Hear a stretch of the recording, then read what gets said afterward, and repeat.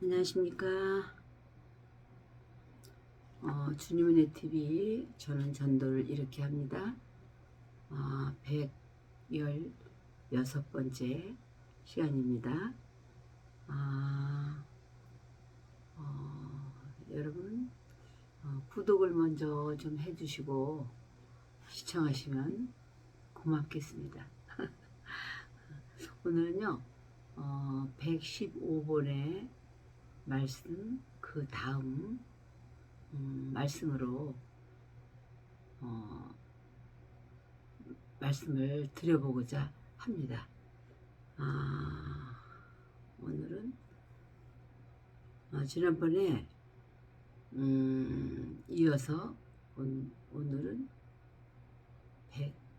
117번째네요. 117번째. 주님의 117번째로 이제 동영상을 올리고자 합니다. 지난번에 이스라엘 10지파가 성전 헌금 그 문제로 이제 너무 과하다, 힘들다 생각해서 북쪽으로 이제 가면서 생각하기를 아니 뭐 꼭 성전에서만 예배를 해야 되느냐, 예배를 산에서 드릴지라도 신령과 진실로 예배하면 된다라고 주장을 했고, 북쪽으로 가서 이제 이스라엘에는 국호를 가지고 나라를 건설했다고 말씀을 드렸습니다. 그리고 근데 유다는 성전은 신령하다. 그래서 하나님을 섬기는 데는 신령해야 한다라고 주장을 한 쪽이 유다, 베냐민 두 지파 쪽이에요. 그래서 예수께서는 요한복음 4장에 사마리아 동네에 들어가셨을 때 제자들이 음식을 사려고 이제 마을로 들어갔어요. 그런데 예수님께서 사마리아 여자가 거기 물길로 왔었죠. 그때에 예수님께서 이제 사마리아 여자에게 물을 좀 달라라고 이제 말을 했어요. 그러니까 이때에는 유다인이 그 사마리아 사람하고 상종을 안 하고 사마리아를 지나서 가면 가까운데도 사마리아를 돌아서 갔다고 성경에 나오잖아요. 그러니까 사마리아 사람들은 이제 그만큼 이제 그 혼혈된 그런 사람들도 많고, 그래서 상종을 하지 않고 이제 뭐랄까 더럽다고 할까 그렇게 생각을 해서 상종을 하지 않았어요. 근데 사마리아는 그러니까 북방왕 이스라엘의 수도가 사마리아예요. 그래서 예루살렘은 유다 왕국이 수도이고요.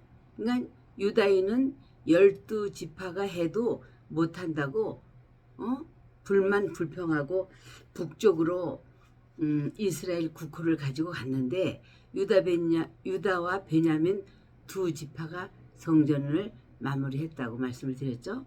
그래서 다 완성을 했으니까 얼마나 그들의 긍지와 그 영광이 대단했겠습니까? 또 반면에 대신 그만큼 교만도 대단했겠죠. 그런데 신기한 것은 유다 왕도 저주받은 사람이 있지만 대부분이 북방 왕이 저주를 받고 전부 타락을 했어요. 그래서 남방 왕은 아주 고자세였었죠. 사마리아 사람과는 상종도 않고 이들은 가장 저주받은 사람이라고 생각을 했어요. 그때. 그러니까 북방왕은 갑자기 북쪽으로 열지파가 갔잖아요. 그러니까 나라를 건설하려니까 돈이 없는 거예요. 그래서 돈이 없어서 사마리아와 동맹을 맺었어요. 그러니까 자연히 피를 섞게 되고 저주받은 사람들로 된다 이거예요. 그러니까 상종을 안 하는 거죠. 그런데 예수께서 사마리아 여인에게 물을 달라 이렇게 하니까 유대인으로서 어찌하여 사마리아 여자인 나에게 물을 달라 하나이까 라고 요한복음 4장 7절에 말하고 있어요. 그때 예수님께서 네가 물을 달라 하는 이가 누구인 줄 알았으면 생수를 구했으리라 이렇게 말했죠. 말씀하셨죠. 그러니까 무슨 말이니까 유대인의 신앙이라고 하는 것은 남의 것을 달라고 하는 것은 무례한 일이라고 그들은 생각을 했어요. 그래서 오직 달라고 할 수 있는 이는 하나님 한 분밖에 없다는 것이죠. 이것이 이스라엘 사람들의 신앙이었어요. 그러니까 마리아에게 내가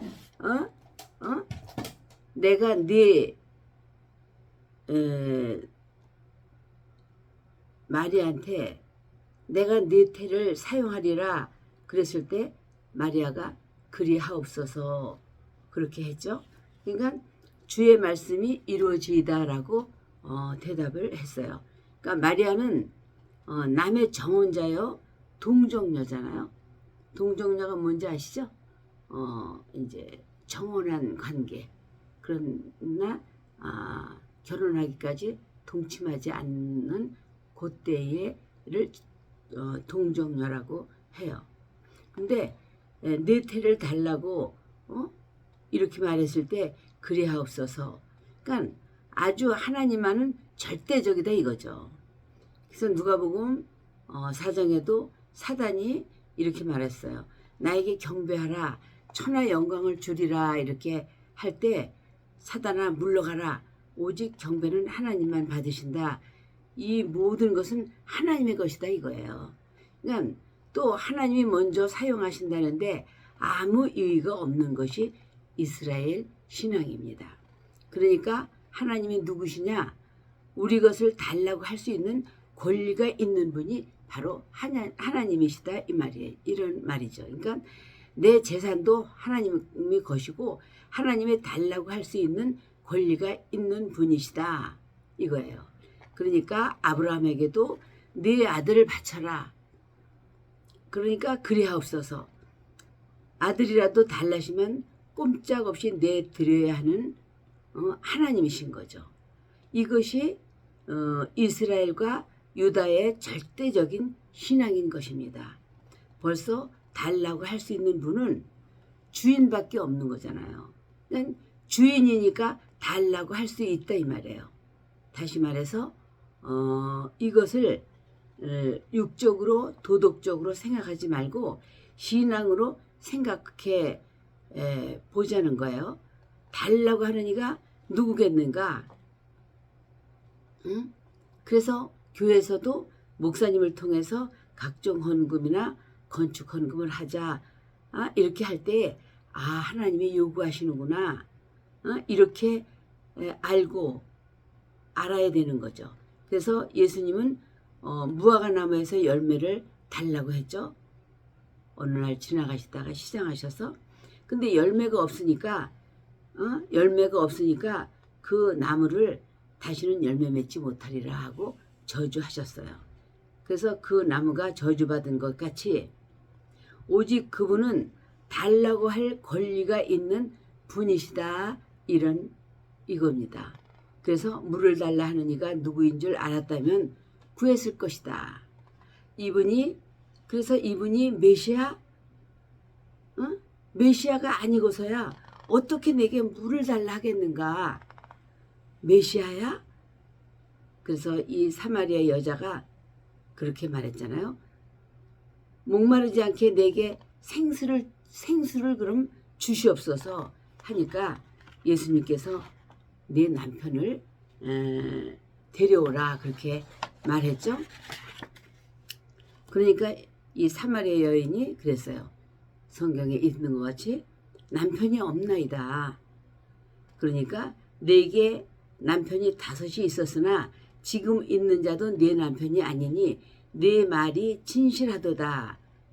이렇게 예수님께서 말씀하셨어요. 그러니까 5이 있었다고 하는 과거가 있고 6째 지금 남편도 내 남편이 아니라 이걸 보고 많은 목사님들이 이렇게 말하죠.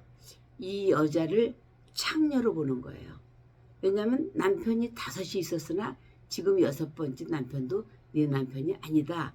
이렇게 말을 하니까 이걸 남편이 내 그 숫자가 많은 거를 생각해서 그런지 창녀로 보잖아요. 그래서 저도 많은 목사님들이 설교하실 때 그렇게 들었어요. 창녀로 그렇게 말을 하더라고요. 그리고 나쁜 여자로 생각을 할 수 있는 거죠. 그렇게 하면. 그러니까 남편이라는 용어는 법적 용어이거든요. 남편은. 그러니까 창녀가 하룻밤을 잔 것을 가지고 남편이라고 할 수 없잖아요. 이 사마리아 여인이 창녀였다면 남편이라고 말을 하지 않죠. 그러니까 남편이라는 말은 법적으로 부부가 되었을 때 남편인 것이잖아요. 그러니까 예수님께서 내 남편이 5이 있었으나 하는 것은 법적 용어 아니에요? 그러니까 법정에서 쓰는 용어다 이 말이에요. 그러니까 남편이 5이라니까 이렇게 숫자만 생각하고 창녀라고 해서 많은 성도들도 창녀라고 알고 있죠. 아주 훌륭하고 존경하는 그런 목사님이 계신데 그분도 그렇게 말씀을 하니까 그냥 모두들 은혜 받고 그냥 은혜 받았다고 댓글을 또 쓰고 그렇게 하는 거 많이 봤거든요. 근데 그것은 오해인 것 같습니다. 거기에 대한 말씀을 드리고 있습니다. 그래서 이스라엘의 풍습을 생각해 보면 그가 창녀가 아니라는 것을 알 수 있습니다. 그러니까 유대 풍습은 예를 들어서 삼형제가 있었는데 아니 예를 든다기보다 성경에 그런 대목이 있죠. 삼형제가 있었는데 큰아들이 결혼을 해서 이것이 유다 가정 얘기죠. 결혼을 해서 아들을 얻지 못하고 큰아들이 죽었어요. 그러면 그 큰아들의 그 아내의 이름이 다말이잖아요. 그러면 시동생이 형수와 결혼을 하는 거예요. 이것이 이스라엘 풍습이에요. 그래서 결혼을 하고 그 결혼을 해서 이게 형의 자손을 이어가야 하기 때문에 그런 풍습이 있는 거죠.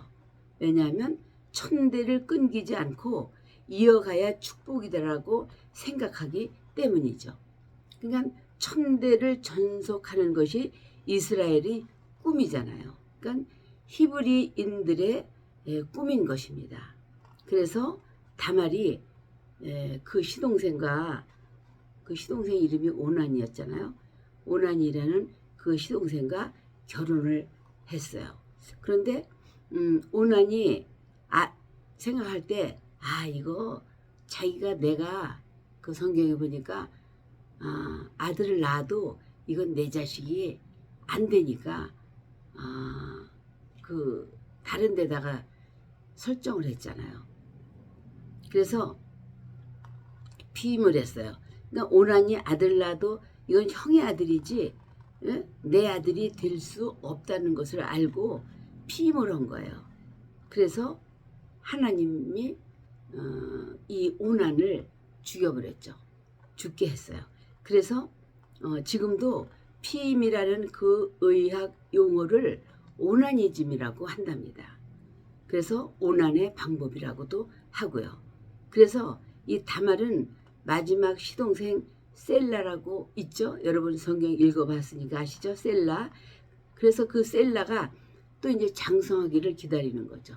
그래서 셀라가 장성하면 또 셀라와 결혼해서 그 형의 대를 이어야 하니까. 그래서 그런데 셀라는 어리고 그 형수는 나이가 많고, 그래서 이 시아버지 생각에 큰아들도 결혼해서 죽고 둘째 아들 오난도 죽고 이제 셋째도 또 죽으면 어쩌나 하는 생각을 하지 않겠어요? 그래서 안 주려고 며느리 다말을 친정에 보내서 가 수절하고 있어라 하고 보냈어요.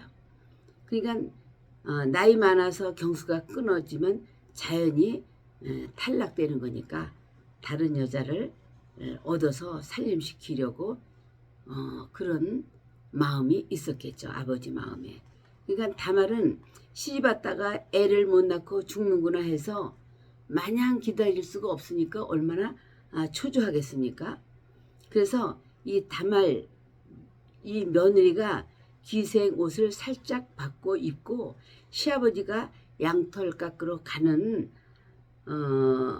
가는 길목에서 시아버지를 유혹해서 아이를 가진 장면이 성경에 나오죠. 그러니까 그리고 증거물로 이제 화대를 달라고 했는데 이제 양을 저기 보러 왔는데 뭐 돈을 갖고 나온 그럴 일이 있으리라고 생각하고 돈을 가지고 나온 건 아니잖아요. 그러니까 줄 수 있는 게 당신 주머니에서 인감도장과 끈과 지팡이를 그 이제 며느리인 줄은 모르죠. 그때는 그에게 며느리에게 이제 주었어요. 그것을 갖고 있으라고. 그러면 이제 내일 와서 이제 그 화대를 주겠다. 이제 이렇게 된 거죠. 그러니까 다말이 그랬는데 이제 시간이 지나고 날짜가 지나가니까 이제 다말이 아이를 가졌다 하고 배가 불러온다고 소문이 나기 시작한 거예요. 그래서 이 소식을 들은 이 시아버지가 수절해야 할 여자가 수절 안 하면 옛날에 그때는 화형을 시켜서 죽였잖아요. 그래서 화형을 시키려고 데려오라고 이제 명령을 했어요. 그래서 이제 그 며느리가 왔잖아요. 그러니까 누구 애냐라고 물었을 때 이 다말이 시아버지의 인감도장과 끈과 지팡이를 내놓은 거죠. 이 임자의 애입니다. 이렇게 말을 하니까 증거물로 내놓으니까 시아버지가 깜짝 놀라가지고 저는 나보다 옳도다 이렇게 말했어요. 그러니까 이것이 이스라엘의 풍습이요 이스라엘의 전통이다 이 말이에요. 창녀가 아니라 이것이 그런 것이다 그 말이죠. 그러니까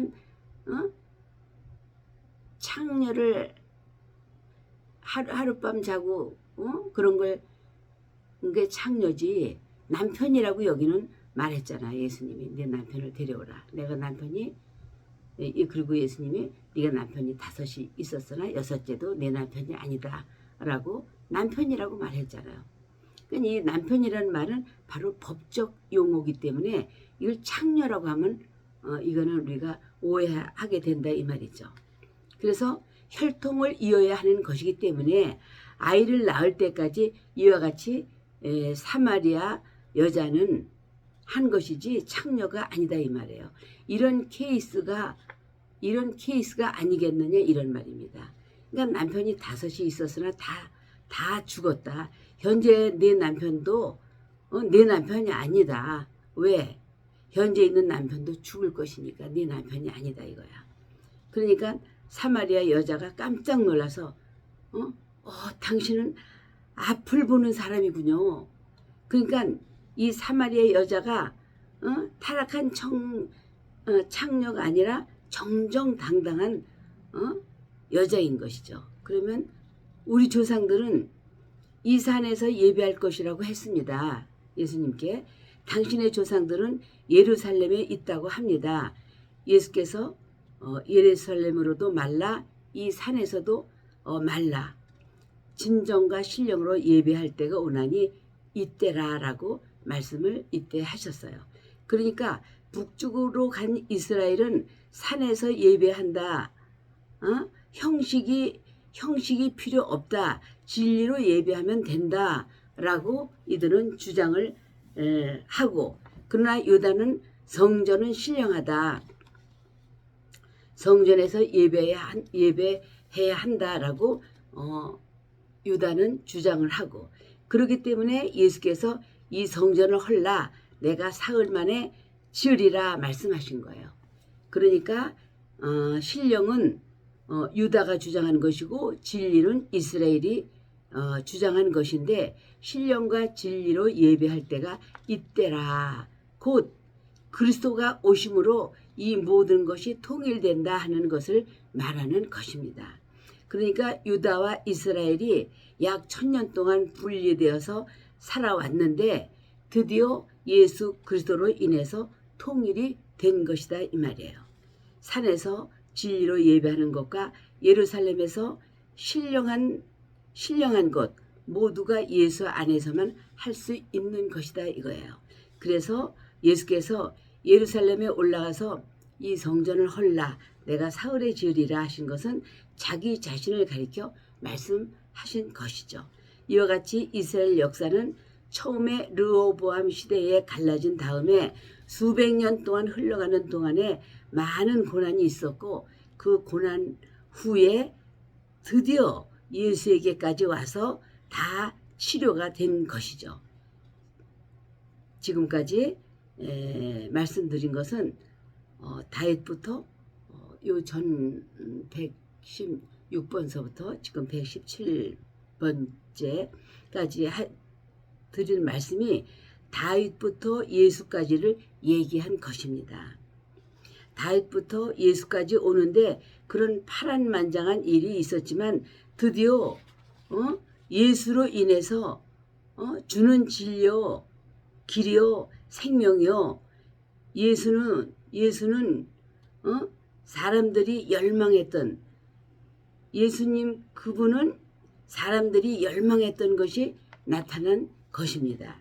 이스라엘 북쪽으로 가고 남방으로 가고 갈라져 있지만 그들 나름대로 어떤 것을 사모하면서 계속 추구한 것이죠. 그 어떤 것이 바로 예수님이잖아요. 드디어 예수 그리스도까지 와서 만남이 된 것입니다. 그래서 요한복음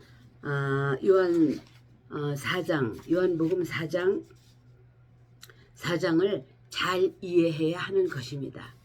그래서 그때 사마리아 여인이 뭐라고 했습니까? 당신이 메시아군요. 우리는 메시아를 기다렸습니다.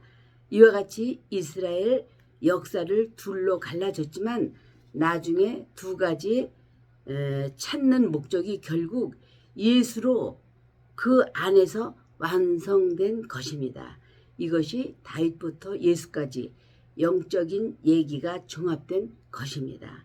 예수에게는 진리와 영이 있는 것입니다. 이것이 바로 성경 이야기입니다. 여러분, 여기까지 말씀드리겠습니다. 이해하기 쉽게요. 감사합니다.